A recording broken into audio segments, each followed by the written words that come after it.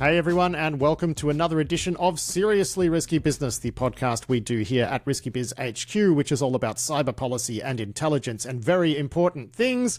My name is Patrick Gray. We'll be chatting with Tom Uren, who is our policy and intelligence editor, in just a moment about the newsletter that he has written this week. That is the Seriously Risky Business newsletter that you can find at risky.biz.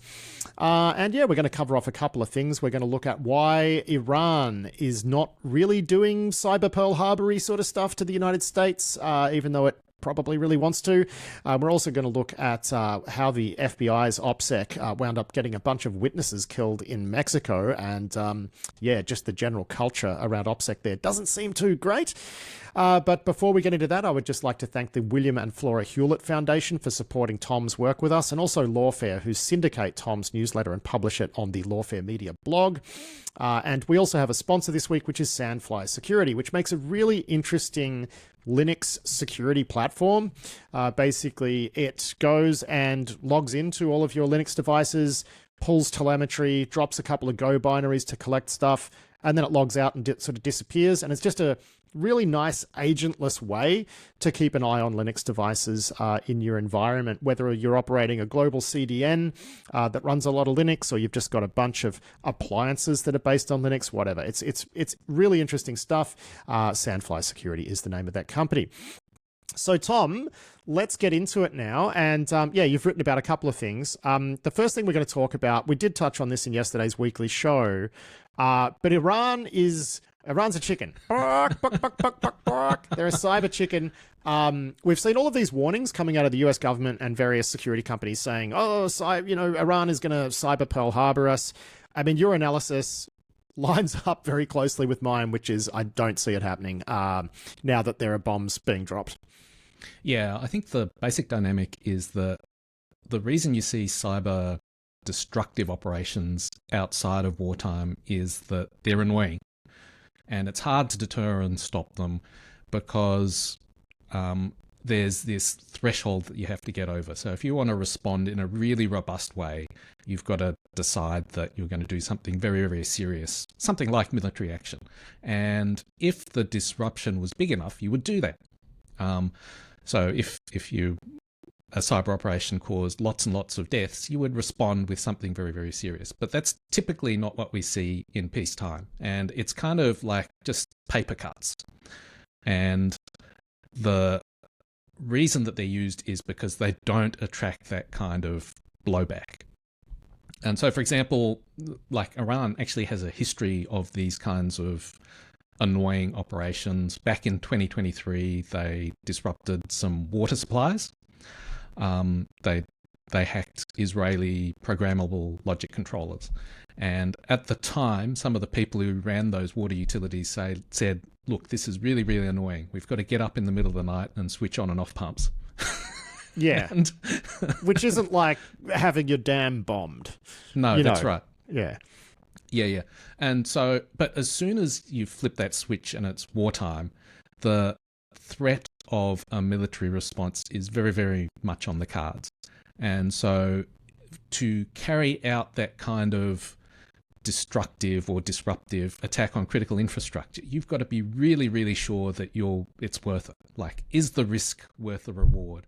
And can Iran inflict on the US some sort of really damaging cyber attack that will basically win the war or gain it more than it would lose? And I would say, yeah, the chances of that happening are absolutely zero. Yeah, so that's nil, right? Yeah. Chances are nil. So there's no accounting for crazy, of course. So we can't rule it out. And I think it's a good idea to send out these warnings because it could happen. And it's an opportunity to try and motivate people to improve their security. But in a rational world, they're just never going to happen. Now, like the caveat is the world is not always rational. But I mean, just a second. Like I think Iran, when dealing with Trump, has tended to act in a pretty cautious manner, right? Yeah. So when Qasem Soleimani was assassinated, what was their response? They threw a few missiles at some US bases. They said they were going to do it before they did it. They did it, and then they said, this concludes our response. Like, I remember it at the time. They did not want to escalate. And I don't think they will here. Now, of course, we could be wrong. Maybe it's this time it's different, but it just doesn't, as you say, like, what would be the point?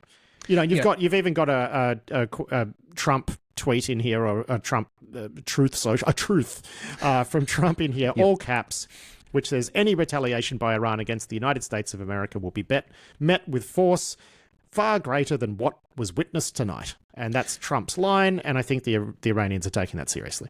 Yeah. So I think it's super interesting that a hacker persona who is tied to the IRGC, so it seems like the Iranian Revolution, is it Islamic Revolutionary Guard Corps, which is an Iranian state militia, basically controlled that persona, and that persona's reappeared. They leaked emails in the recent presidential election, and it's reappeared and said, we're going to leak more emails. So this is basically the state body saying, our cyber response is going to be to leak more emails. Now, you can imagine a situation where if the regime felt that it was an existential threat and that a cyber incident or attack would help, that would be the time, I think, that you could see it. But I don't think that they feel that they're in that situation yet. They feel like we need to do something symbolic that allows us to save a little face and say that we're striking back, but nothing that will nothing that's escalatory. Like, it's funny, right? Because my read on this is exactly like yours, exactly the same, which is like, well, we can't go and hack any sort of control systems in the United States because that will escalate and things could go really wrong. But we've got all these old emails that we didn't leak all of them from last year. Let's bring back that persona and say, yes, we're going to do some hack and leak. Because I can't see how a bunch of leaked emails leads to an airstrike. Whereas I can see how, you hack a water treatment plant somewhere that could lead to an airstrike. Yeah, I think there's a dynamic where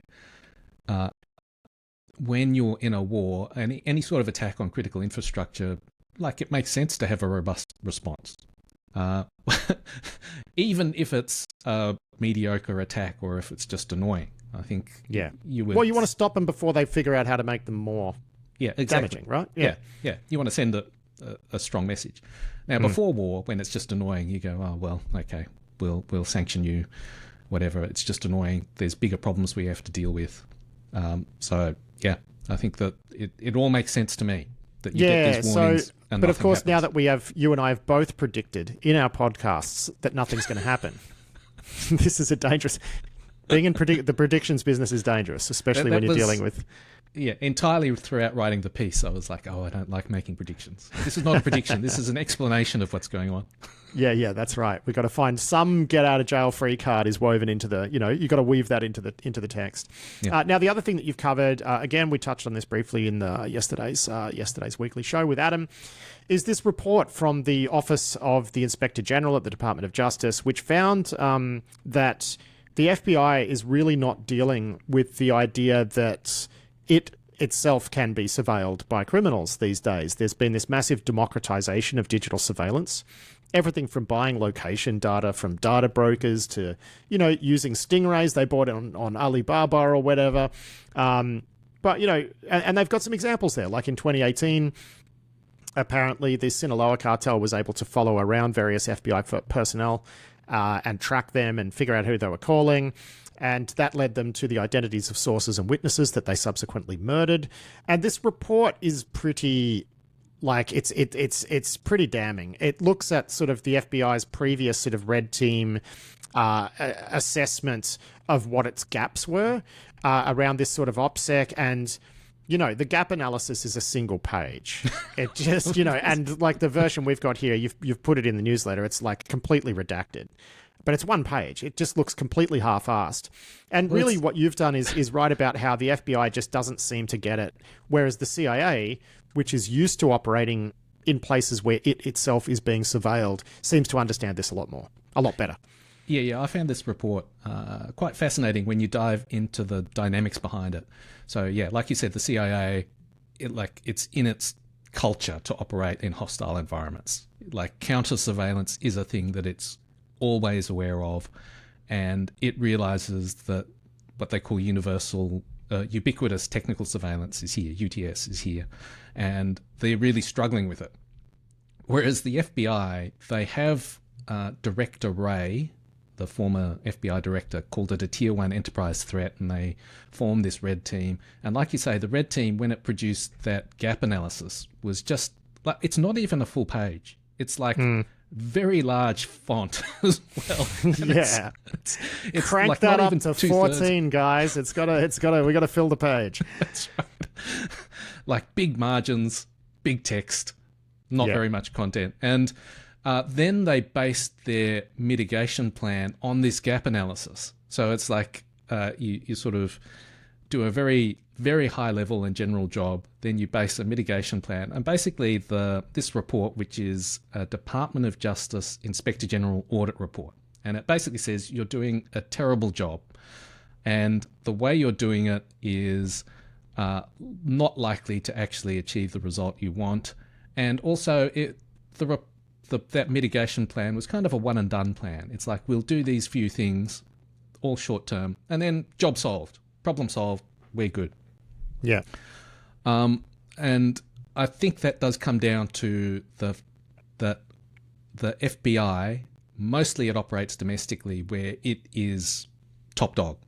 Like, they have the authorities to go and knock on doors and seize assets and seize devices and arrest people. Like, they're not operating in an environment where they've had to worry about, I guess it's counter surveillance. Yeah. And so it's not in their DNA. They don't think about it all the time. And to be fair, most of the time, for most of the cases that the FBI is dealing with, it probably isn't a problem. But I think it's when you reach the more capable groups, Chinese espionage activities. One thing I was just thinking about is, this gap analysis was produced in 2023, right? And it was last year when Salt Typhoon was found to be all up in their comms. That's when the FBI is like telling its own people, hey, maybe you should use Signal when you're communicating with these sources who are of interest to the Chinese. And, if they're issuing that sort of advice in 2024, obviously some lessons were not learned. Yeah.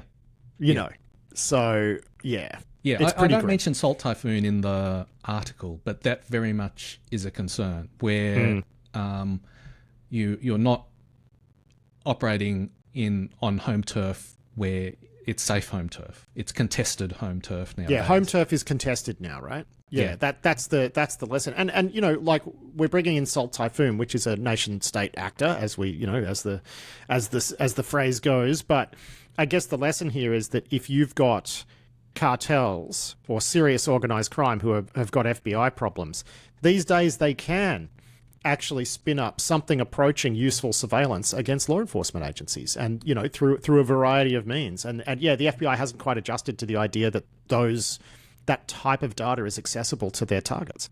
One of the examples I cite in the article is a group of finance researchers bought anonymous smartphone geolocation data, and they identified devices that were linked to the Securities and Exchange Commission, and then they saw where they think the SEC... I remember this, and they could basically predict who was about to be investigated. Yeah, that's right. And you just replace SEC with FBI, and then all of a sudden you can see where FBI agents are traveling all across the country.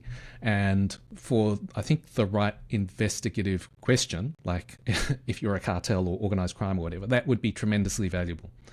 And so that seems like an example that is entirely practical today, probably for the last several years at least.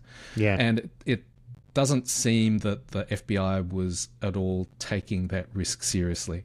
So they did things that sounded good. Like, we created a red team, we did a gap analysis, we came up with a plan based on that gap analysis, we were improving training. And if you look at all those things, that sounds like they're actually doing something. But when you look at the actual gap analysis, and the report, the Inspector General's report also goes into the training. And the training was a mandatory 45 minutes every 2 years. Yeah. And it's like, that is, it makes a small difference. Yeah, but I mean, look, you're speaking about you're someone who worked at an intelligence agency. And if the people your colleagues and yourself were going after, if all they had in their defense was 45 minutes of training every 2 years, you would think, oh, this is awesome. This is great, right? Like, we can't lose. Yeah, that's right. I mean, now, there was more training, but basically the criticism was that it was starved of resources. So the audit report found that there's not enough people getting enough in-depth training. And I think that like the FBI is actually in a better position than CIA in that there's a lot of unsophisticated actors it goes against where this is probably not a problem. So it can probably do half or 3/4 even of its job without worrying about this. The problem, well, I mean, you look at the sort of OPSEC that the CIA and those human organizations that operate overseas, like their OPSEC is crazy. It's expensive. It slows things down. Like the FBI can't do that's right. entirely what the CIA does, but they might want to get some notes. I don't know. Well, it seems to me that CIA, give us your top 5. You know. Yeah. It's like the most important and impactful actors for the FBI are the ones that you have to worry about. So it seems like if you're working on particular task force, you need to take more measures. I don't know what those measures would be, but they should have like a whole lot of policies and procedures about when you're, going after, the organized crime mobs. Here's what you should be doing. Here's how we should operate. That seems to me actually having someone who cobbles together, like, just some knowledge about how they might be targeted and who by, and, it would just be good to know that. Yeah. And like in theory, the gap analysis plan should have told them that. Yeah. It was just so poor, high level, I guess. Half-assed is another way to put it, Tom. You can say that. It's okay. Actually say that. All right. Anyone who wants to read more about this, they can find your newsletter at risky.biz and subscribe to it, and I highly recommend they do because it is a superb newsletter. But Tom, that'll wrap us up for today. Great to chat to you, my friend, and we'll do it again. I guess I'm off for a couple of weeks, and then you're off for a little while, so I guess we're going to chat again in about a month. Looking forward to it, Patrick.